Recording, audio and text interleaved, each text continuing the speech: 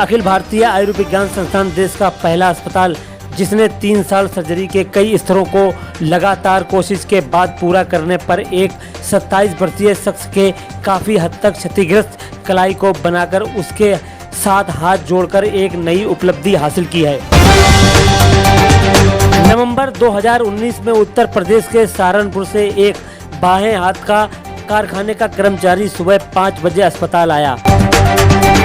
Hydraulic pressing machine से उसका बायां हाथ पूरी तरह से कुचल गया था, जिसके बाद डॉक्टर ने शुरुआती इलाज में पीड़ित का पंजे वाला हिस्सा काट उसे दुरुस्त रखने के लिए पैर से जोड़ दिया था। अब पंजे का ऊपरी हिस्सा बन गया तो डॉक्टर ने पैर से जुड़े पंजे को वापस काट कलाई से जोड़ नॉर्मल बना दिया गया, जो भारत में पहली बार हुआ है। देखिए हमारे संवाददाता शाहनवाज खान की एक खास report, BBC 24/7 news, AIIMS hospital नई दिल्ली।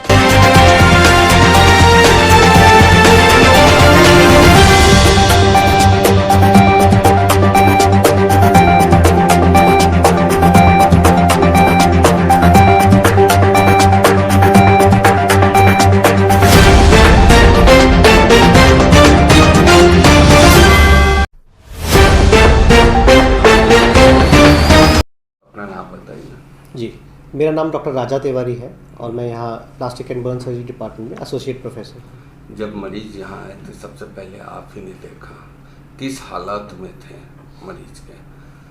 देखिए, पेशेंट को इंजरी काफ़ी पहले हुई थी, मतलब 4-5 घंटे हो चुके थे और इस दौरान 3-4 हॉस्पिटल्स में वो आ चुका था जहाँ कोई सर्जिकल इंटरवेंशन उसके लिए नहीं हुआ था। तो पेशेंट का काफ़ी ब्लड लॉस हो चुका था उस वक्त और वो एक बेहोशी की हालत में हमारे पास आया था। तो ऐसी सिचुएशन में सबसे पहला हमारा कर्तव्य तो होता है कि पेशेंट की जान पर कोई दिक्कत ना हो।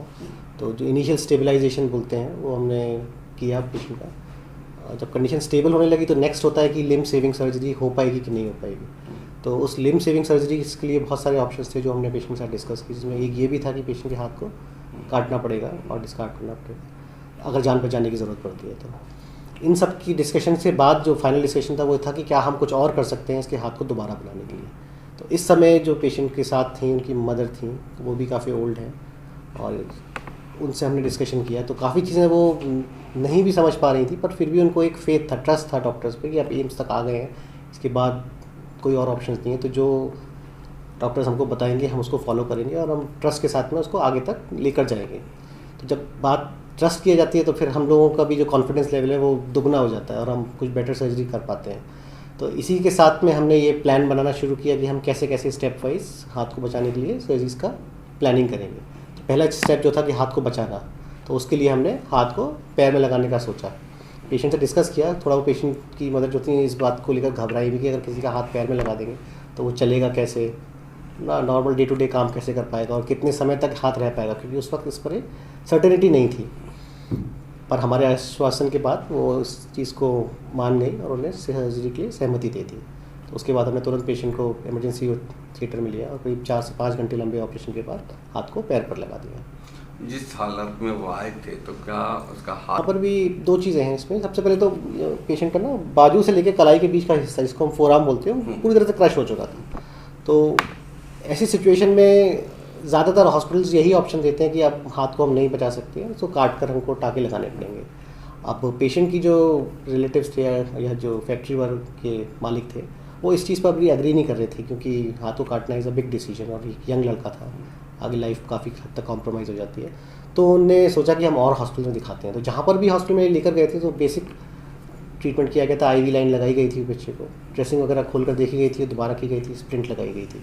इसके अलावा कोई सर्जिकल वहाँ ऑप्शन नहीं किया गया था। और मुझे लगता है कि इस सिचुएशन में इससे ज़्यादा अगर आप पूरा नहीं कर सकते हैं तो फिर करना भी नहीं चाहिए। सबसे पहले आप अपना नाम बता दें।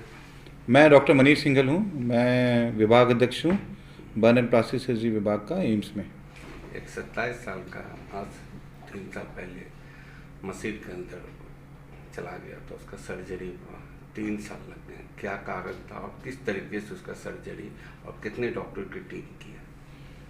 तो 27 साल का ये व्यक्ति था जो सुबह हमारे पास करीब 5 बजे आया था और इसका जो कलाई और जो बाजू के बीच का जो हिस्सा है जिसको हम फोरआर्म बोलते हैं वो बुरी तरह इंजर्ड था। हाथ इसका नॉर्मल था, लेकिन चूँकि उस बाजू से सारी सप्लाई आती है, सारी हड्डियाँ आती हैं, सारी मसल्स आती हैं, तो उस हाथ को बचाने का कोई कारण नहीं था जब तक हम नई बाजू उसमें नहीं बनाते।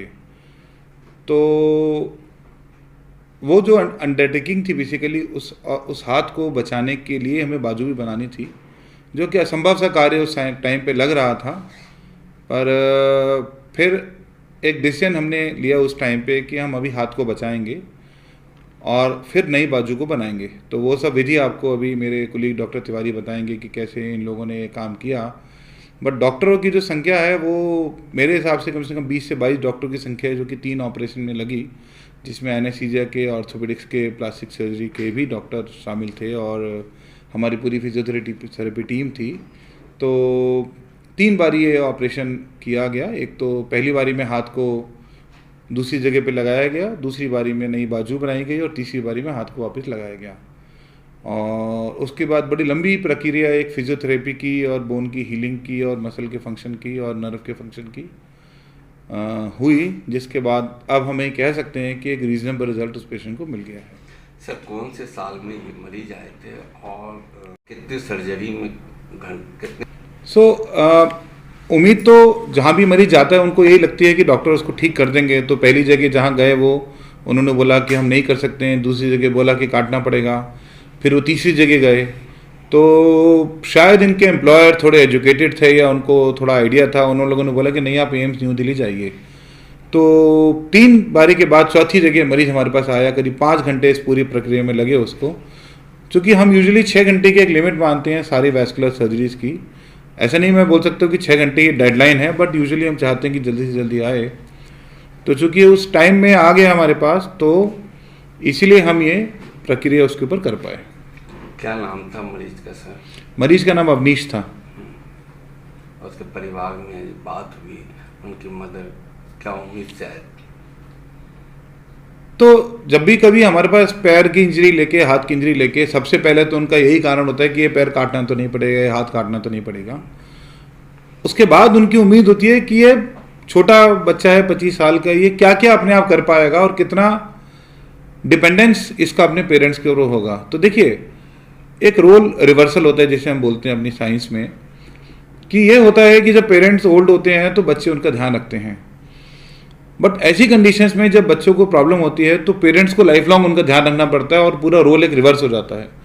तो ऐसी फैमिली जहाँ मदर को उसकी हेल्प चाहिए या फादर को हेल्प चाहिए, उसमें वो उसकी हेल्प करें, तो एक फैमिली को मैं कहता हूँ कि एक बहुत बड़ी राहत होती है अगर वो हाथ उसका दोबारा काम करने लगे। तो ये एक बहुत ही, कहने के लिए तो एक ऑपरेशन है, लेकिन देखा जाए तो एक फैमिली का पूरा एक पर्सपेक्टिव चेंज होता है। और मदर की ये एक्सपेक्टेशन थी कि क्या अपना ये काम अपने आप कर पाएगा। बहुत ही मुश्किल सवाल था कहने को। तो एक माँ जिसको उतनी एजुकेशन भी नहीं है वो सवाल पूछती है, लेकिन टेक्निकली इसका आंसर देना कि हाथ काम कर पाएगा हमारे लिए उस समय पे बहुत मुश्किल था। एश्योरेंस तो हम मरीज को देते हैं, पर कहीं ना कहीं हमारे मन में दुविधा रहती है कि कहीं हम ये कर पाएंगे या नहीं कर पाएंगे।